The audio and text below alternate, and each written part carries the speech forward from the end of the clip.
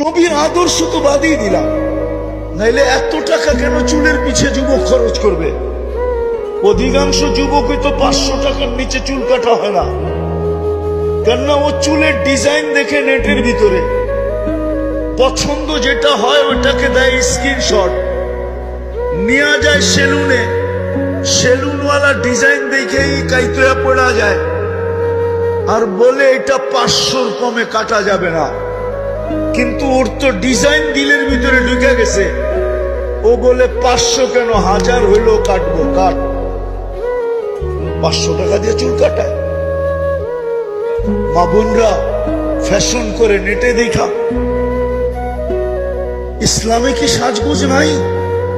না নাই, নাই সাজগোজ। হুজুররা বলো, ইসলামে যদি সাজগোজ না থাকতো তাহলে আল্লাহর রসুল সফর থেকে ডাইরেক্ট বাড়িতে কেন আসতেন না?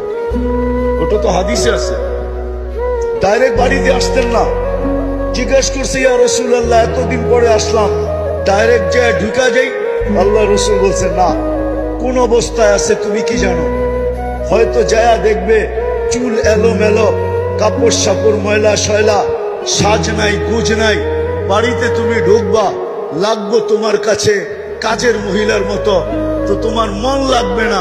বিদায় একটু অপেক্ষা করো, বাড়িতে খবর দেখ, সাইজা গাইজা রেডি হোক। যখন তুমি ঘরে ঢুকবে, দেখতে দেরি যেন গলা লাগাইতে দেরি না হয়। মন যেন বলে গলা লাগা, মন যেন বলে বুক লাগা। আগেরটা বাদিয়ে দিলাম, লাউড স্পিকার খোলা। ইসলাম তো সাজগোজ শিখাইছে। রাগ হয়েন না, দুনিয়া ইসলামের আগে কেউ সাজগোজ জানতো না। ইসলাম নারীকে শিখাইছে সাজগোজ কাকে বলে, ইসলাম শিখাইছে ফ্যাশন কাকে বলে। নাইলে এই হাদিস কেন বলতো আল্লাহু জামিলুন ইউহিব্বুল জামাল? আল্লাহ সুন্দর সৌন্দর্যতাকে পছন্দ করে।